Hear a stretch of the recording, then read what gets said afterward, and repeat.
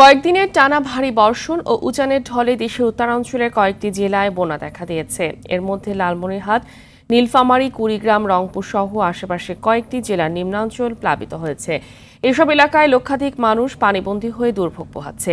পানি উন্নয়ন বোর্ড জানিয়েছে, তিস্তা নদীর পানি ভোর 6টায় কাউনিয়া পয়েন্টে বিপদসীমার 6 সেন্টিমিটার নিচ দিয়ে প্রবাহিত হচ্ছে।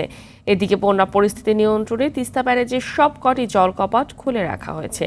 ফলে দুধকুমার ও ধরলা নদীর পানি কিছুটা কমলেও বন্যা পরিস্থিতির উন্নতি হতে কিছু সময় লাগবে।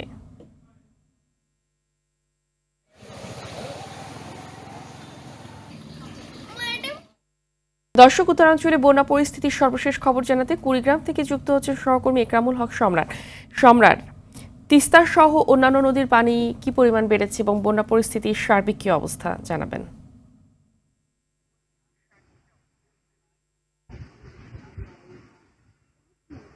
হ্যাঁ জি ফাহমিদা, আপনি যেমনটি বলছেন যে কুড়িগ্রামের তিস্তা সহ ব্রহ্মপুত্র, ধরলা, দুধকুমার সবকটি নদ নদীর পানি বৃদ্ধি অব্যাহত রয়েছে। তবে আমরা একটা জিনিস গত শনিবার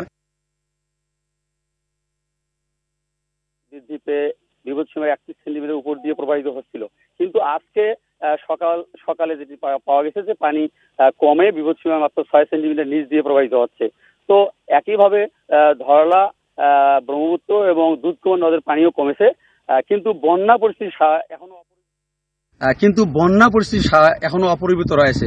আমি যেটি বলতে চাই, তিস্তা পাড়ের সহ রাজারহাট, উলিপুর এবং সিলমারি এসব এলাকার প্রায় 5,000-এরও বেশি মানুষ পানিবন্দী হয়ে পড়েছে। এখানকার গ্রামীণ কাঁচা সড়ক, ফসল বিভিন্ন ধরনের পানিতে তলিয়ে গেছে।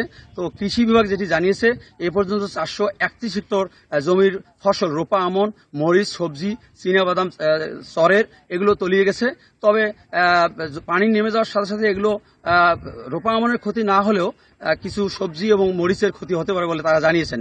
এদিকে নদী ভাঙন শুরু হয়েছে আপনার একটি উলিপুর উপজেলার বুড়েবুড়ি ইউনিয়নের সুখের বাতির চর নামে একটি জায়গা আছে। সেখানে সুখের বাতি সরকারি প্রাথমিক বিদ্যালয়ের নদী ভাঙনের মুখে পড়েছে, যে কোনো মুহূর্তে ভেঙে যেতে পারে।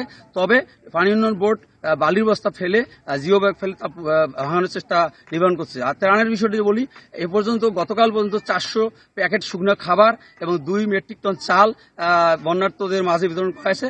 এবং জেলা প্রশাসক নুসরাত সুলতানা জানিয়েছেন, তিনি বলেছেন যে পর্যাপ্ত ত্রাণ রয়েছে, আপাতত সমস্যা হবে না। ফাহমিদা, এই আর কি।